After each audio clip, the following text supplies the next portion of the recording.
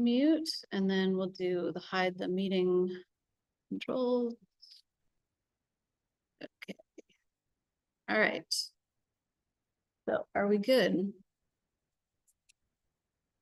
All right.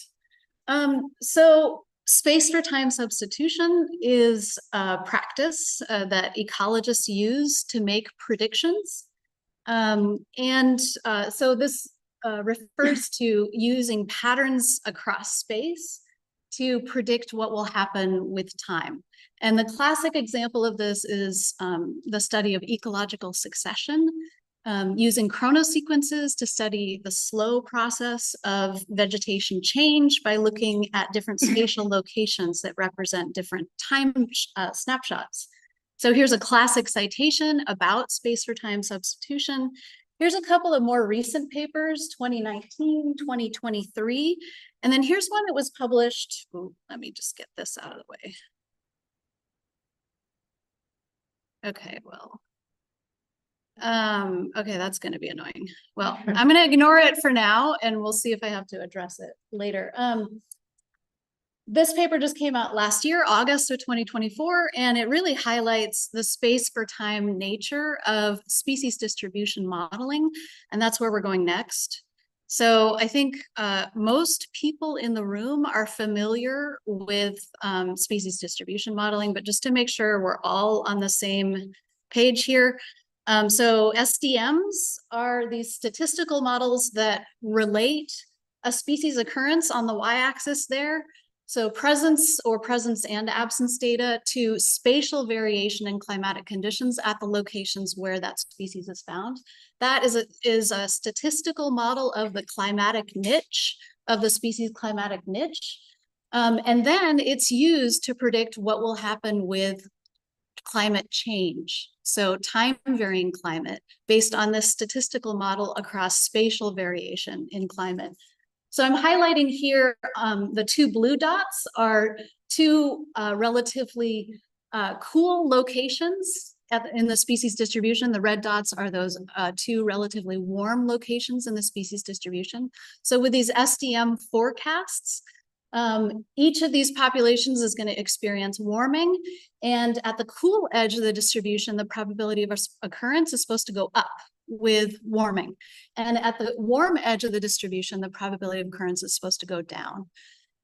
In order for that to happen, what has to happen at a lower biological scale is that the individuals inside populations at those locations, the individuals at the cool edge have to benefit from warming, and the individuals at the warm edge of the distribution have to suffer with warming. And in other words, this sort of paradigm assumes that climate responses, or the sensitivity of these things on the y-axis, are scale independent. So scale independent climate responses. And this leads to this sort of paradigm for this leading edge, trailing edge paradigm in terms of how species range dynamics are going to respond to changing climate. Okay, so we're going to confront that paradigm with the space for time substitution idea with data. And I'm going to talk about two test cases, both of them published in 2024, and both of them rely on analyses of spatial networks of tree ring time series data. So let's take a look at the first of these, Pinus edulis. So common opinion, what we're going to do is we're going to ask the question, we're going to compare individual scale climate responses to species scale climate responses. Are they the same? Are they scale independent? Do you get this nice Gaussian bell-shaped curve? In addition, what should happen, is it true that the response of individual scale performance to time varying temperature variation switches in sign across a species distribution from negative temperature sensitivity at the warm edge and positive temperature sensitivity at the cool edge of the distribution? And here we're looking at temperature anomalies. So they're centered and scaled for each spatial location. Do those lines cross? So that's what we're going to see empirically in a couple of slides here. Do we see those lines cross? Okay. Yeah. Okay, well, so let's see. Okay, so is it an audio setting to? No, it's the transcription. So Okay. More? yeah, let's go to more. Okay. Hide. There's a transcript there, but there's no remove. Hold on. No, that's not what we want. If anyone else in the room knows how to get rid of this thing, please suggest. To try. I wonder if. Isn't it amazing how we can come up with different problems with Zoom every time? It wasn't there before you hit the meeting controls. Do you want to? I really do think it's my. Yeah. I wonder if there's anything. No. Sorry. Ooh, accessibility. Was that under audio settings? Okay. At the bottom. There we go. Yeah, I looked at it on my end, but I couldn't. There wasn't anything that. Okay, let's get rid of this. Always show captions. Can we? You want to try unshare and reshare again? Okay, unshare. Maybe it has to. Right. Reset. Okay. This is a new issue for me. This is actually one that I don't think we've had before. So that's still there. No, it's. Let me go back up in there and audio settings, accessibility. We're on to something here. Let me just scroll down a little bit. There's more. There's a ton of options. Screen reader. How about restore defaults? Let's try that. Okay, let's try this. Okay, let's try stop share. I know. Okay. Okay, is it doing it? Yes, it still is. Okay. Could you move it so far off the screen we can't even see it? Let me try. Deal with other things on.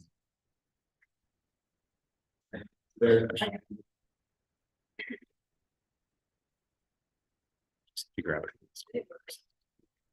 Is there a way to? Ooh. That's. You might have just put it into the side. Okay. It's too accessible. All right, I'm gonna keep going. I'm gonna soldier on here. Okay, so we have some predictions. Let's dive into the data. So here's the species. Pinus edulis is a species found on the Colorado Plateau in the southwestern U.S. The green is the atlas map of the species distribution. The black dots are the spatial locations of forest inventory plots, 1,000 of them, where we have at least one increment core collected from a tree. So almost 1,600 tree ring time series are the data. And they're sampled really comprehensively across the geographic distribution. This is an arid or a semi-arid climate where soil moisture is a limiting factor. The other thing that I just briefly want to point out, these are the ancestral homelands of the Navajo or Diné people, the Hopi, the Wallapai, the Apache, the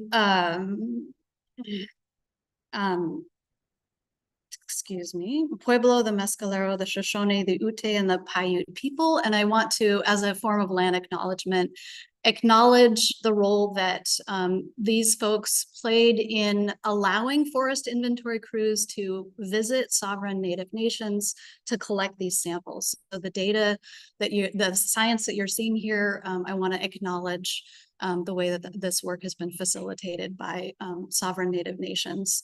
Okay, so I'm not going to show you the regression model that we use to analyze the data, but that's basically what it is. It's pretty straightforward.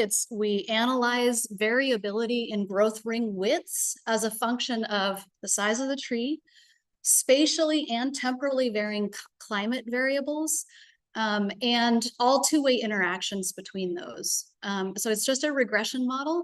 What we're especially interested in is, does temperature sensitivity, the sensitivity to time varying temperature, flip in sign across the species distribution? And I'm reminding you on the right-hand side here that that's the prediction that we expect.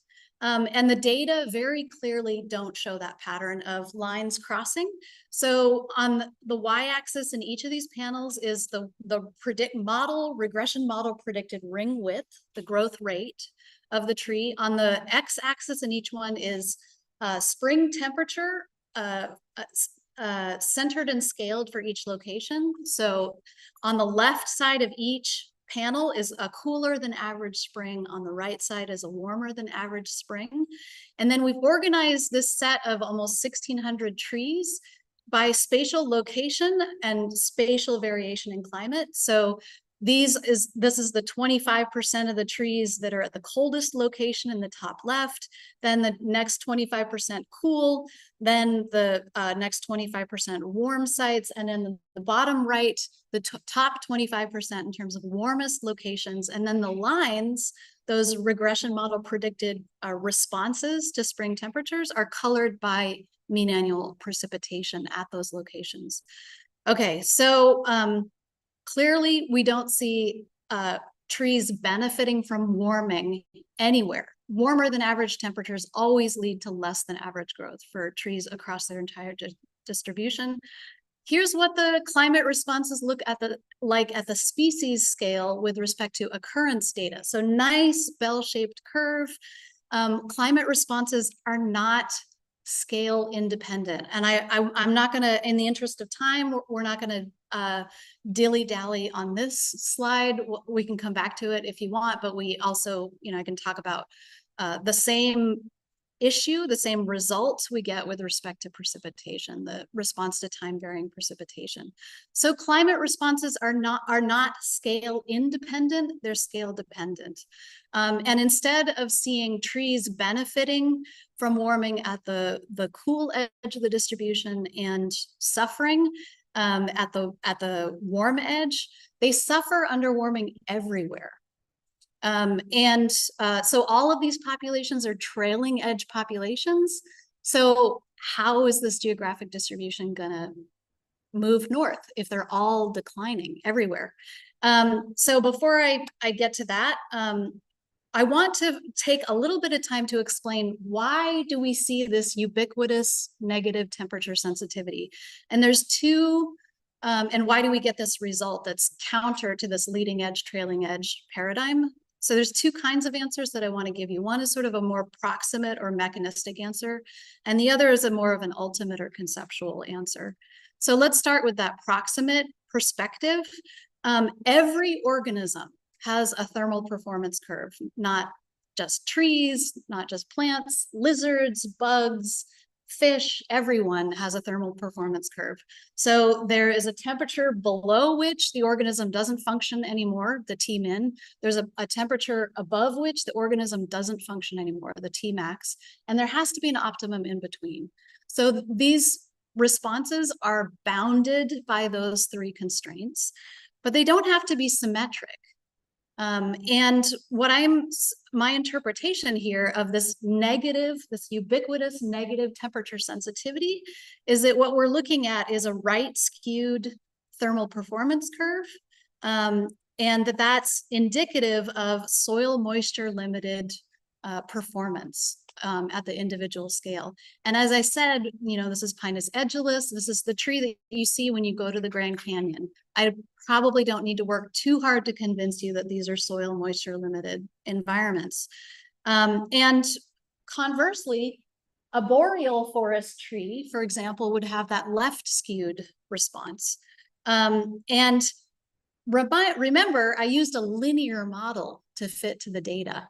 Now, how did I get away with that when I've said that the thermal performance curves have to be monotonic? Well, the data come from individuals in the wild, not a growth chamber experiment, These are individuals experiencing whatever they experience, and they are adapted to what they have historically experienced.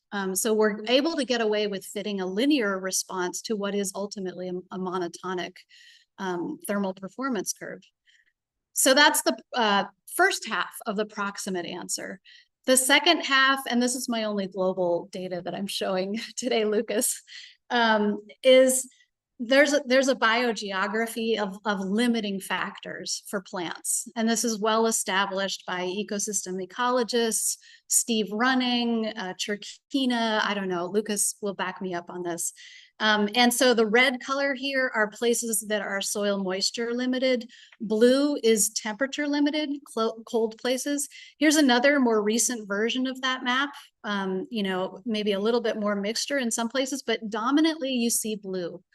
So in the temperate zone and across actually the majority of Earth's land surface, soil moisture is the limiting factor for performance and productivity.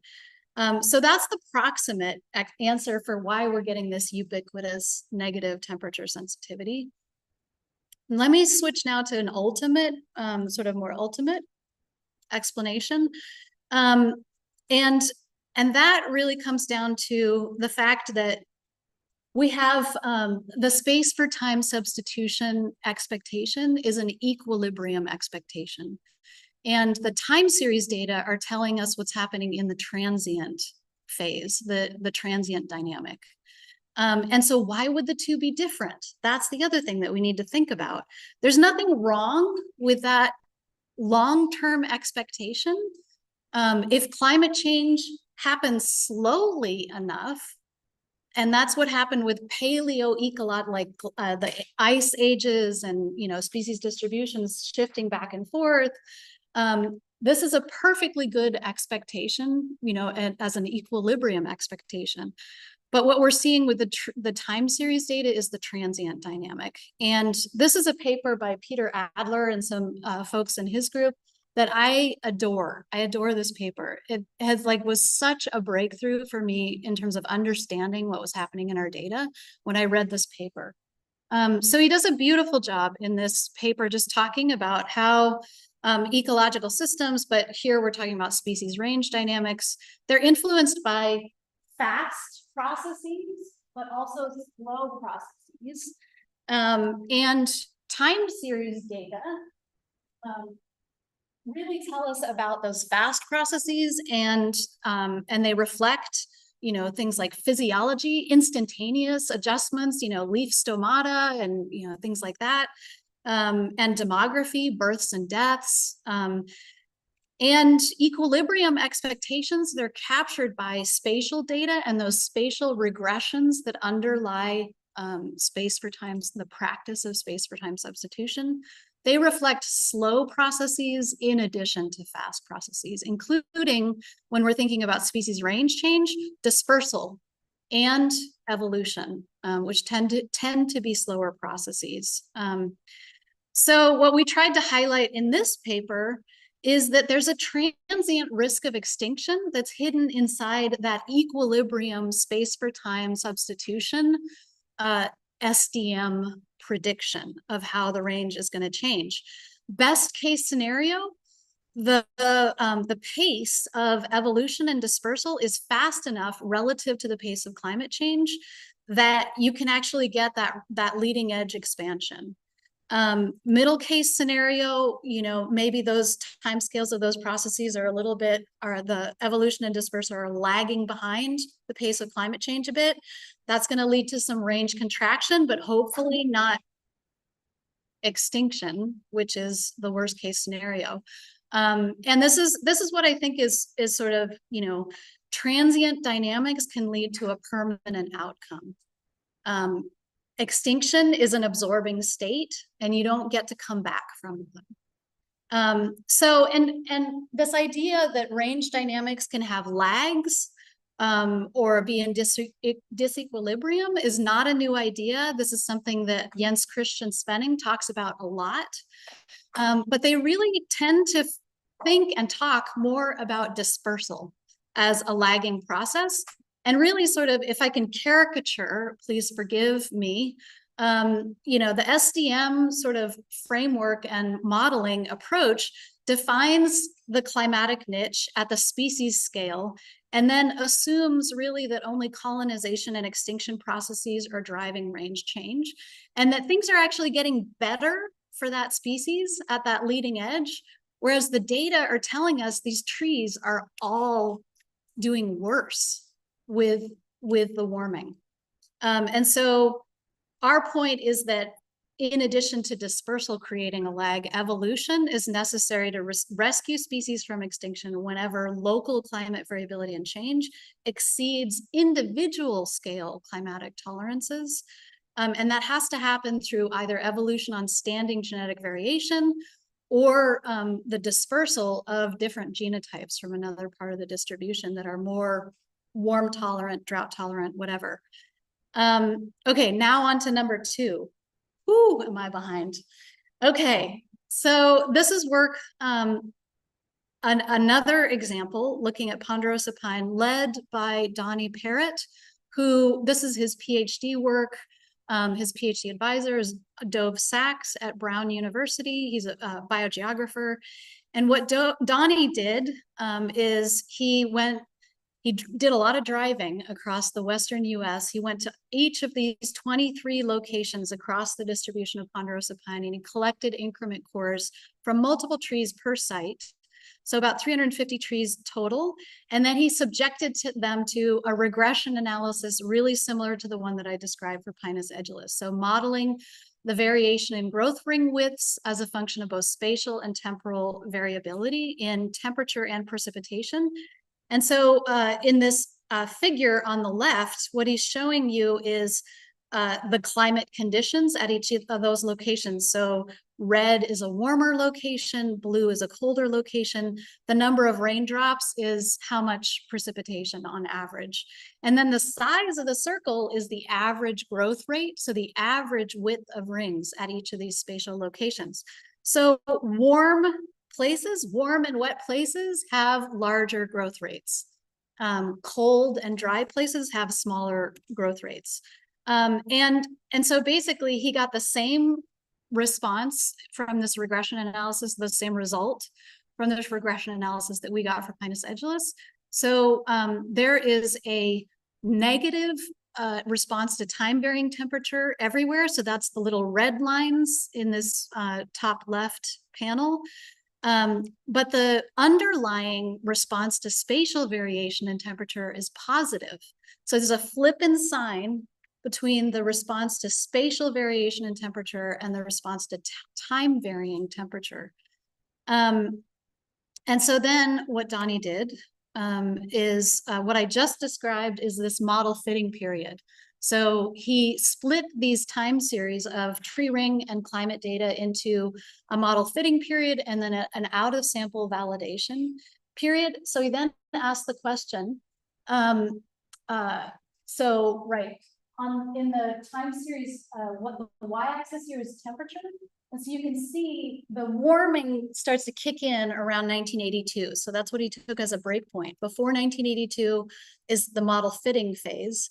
After 1982 is out of sample model validation. And so the question is, which response, the response to spatial variation, which is spatial variation in temperature, which is a positive response, versus the response to time varying temperature, which is negative, better predicts the observations in this 1982 to the present time frame. And that's what this panel on the panel B shows you, is that the black line is the observed growth of the trees. And that clearly much better is predicted by the response to time varying temperature, not the response to spatially varying temperature. And in fact, they're opposite in sign. So the take-home message from this paper is that space for time substitution makes a prediction that's not just a little bit off, it's off not just in magnitude, but in sign. And that bottom right panel D, if you project that into the future, it gets even worse as you go into the future. No surprise there. And so now I want to try to convince you it's not just these two species.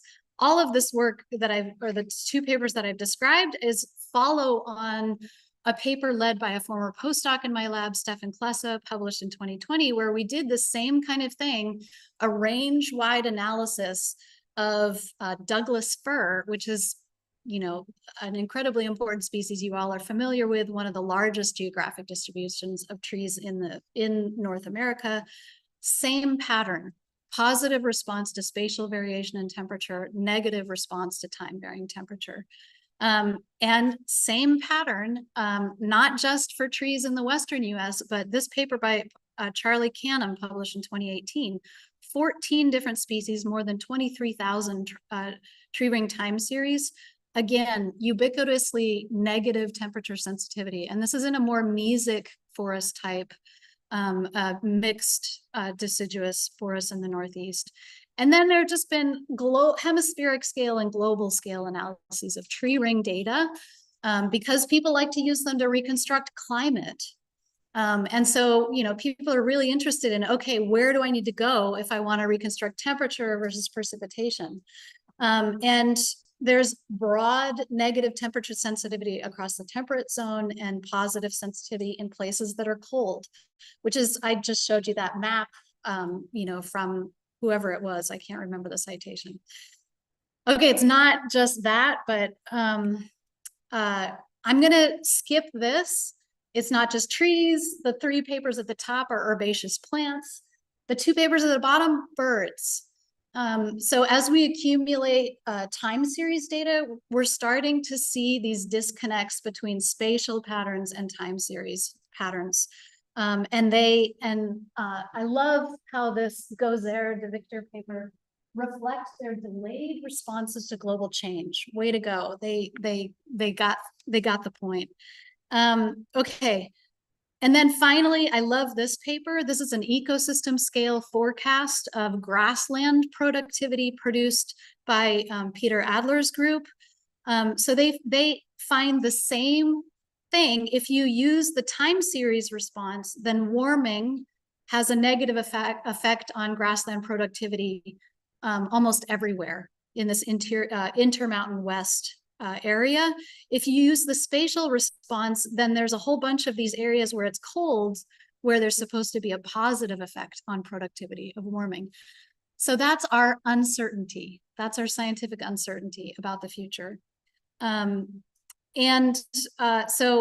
this is where I'm going to pivot. And I want to connect this back to some other work that I do that's focused on nature-based climate solutions and forest carbon accounting, and this whole concept of ecological forecasting as a way of doing science to improve our ability to make predictions with faced with the fact that ecological systems are complex. So what I've talked about here today is number 2. Since I'm here on a sabbatical, I kind of wanted to let you know the breadth or, you know, some other stuff that I do, but I do prefer to like tell one story in greater depth rather than try to squish everything in, but I'm going to try to squish in a little bit at the end here. And so I'm going to talk about number 3 here in the center, and I'm really going to focus on that word forecasting, especially, you know, ecological forecasting. What does that mean? I'm going to tell you what it means to me. I am a big fan of this book and, you know, what Mike Dietz has been trying to push on the field of ecology. I'm all on board. I believe ecology urgently needs to improve at its ability to predict the future state and dynamics of ecological systems. And then it's really challenging because they are complex systems. So things like forest carbon dynamics, for societally important reasons, you know, drawdown of carbon out of the atmosphere. And I think that ecologists, and this is, you know, Mike Dietz and Jim Clark and other people have made this argument that we should be borrowing inspiration and tools from earth sciences, and specifically numerical weather forecasting. So that's where that forecasting word comes from. And here I'm going to talk about 3 tools specifically that have been important for me, and there are other things in Mike's book that he talks about too. So for me, these are three things that I am trying to do in my work. One is combining together complementary sources of data. And a second thing that I focus on is model validation, especially out of sample model validation.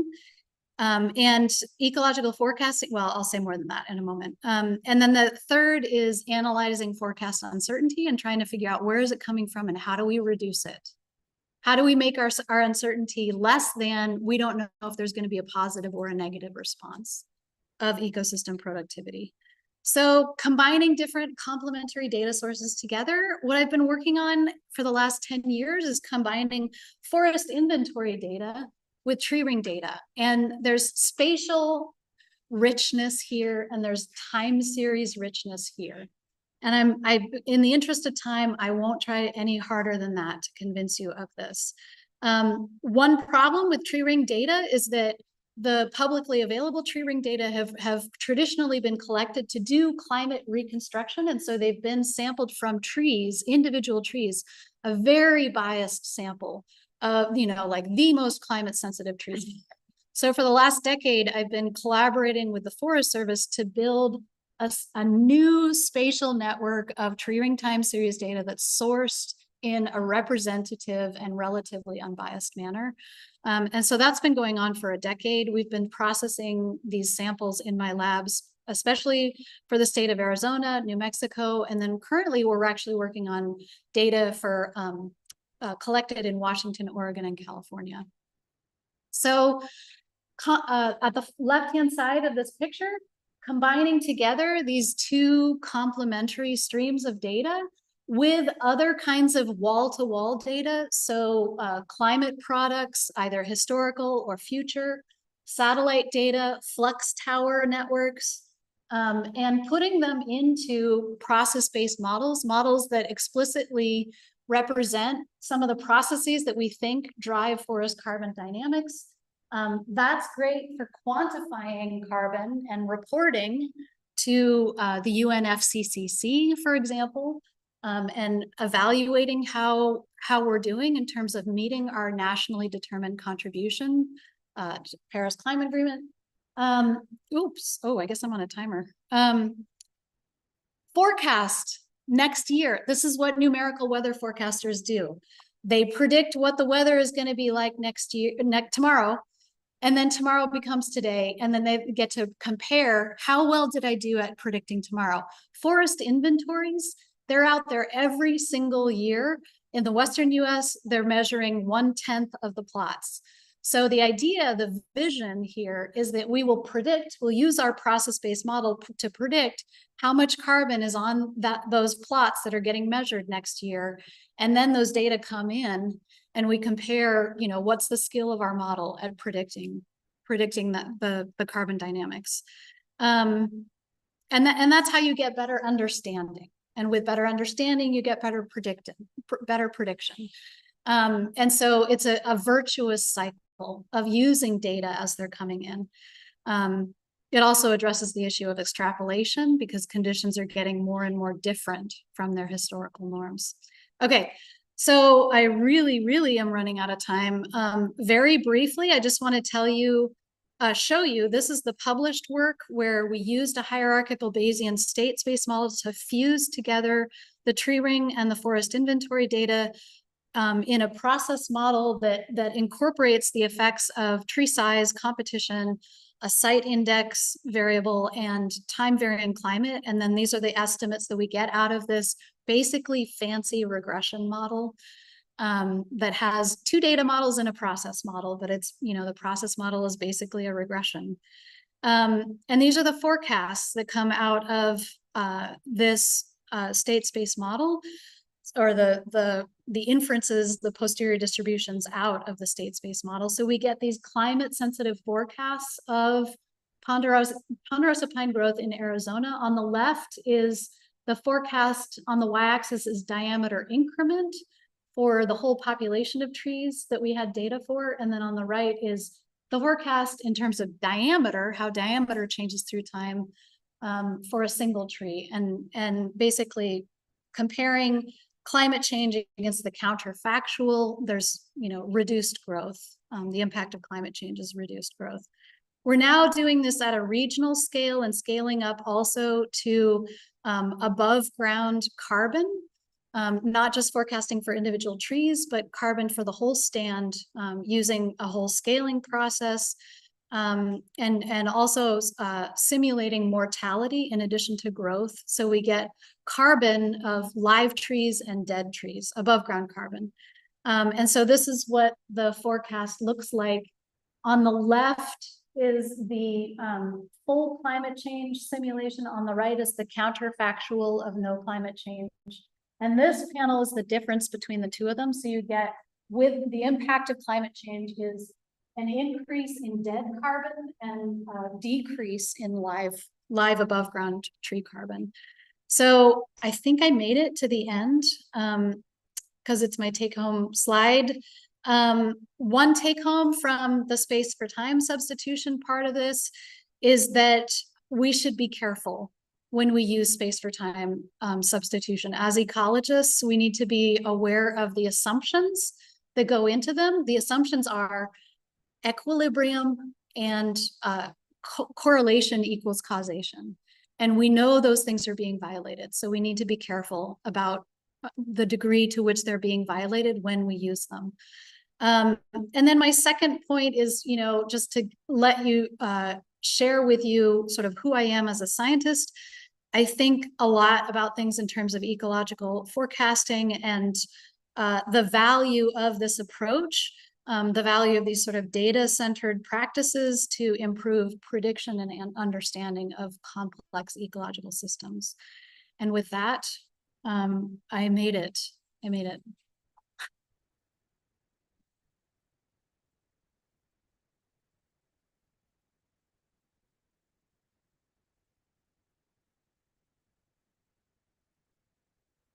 Yeah.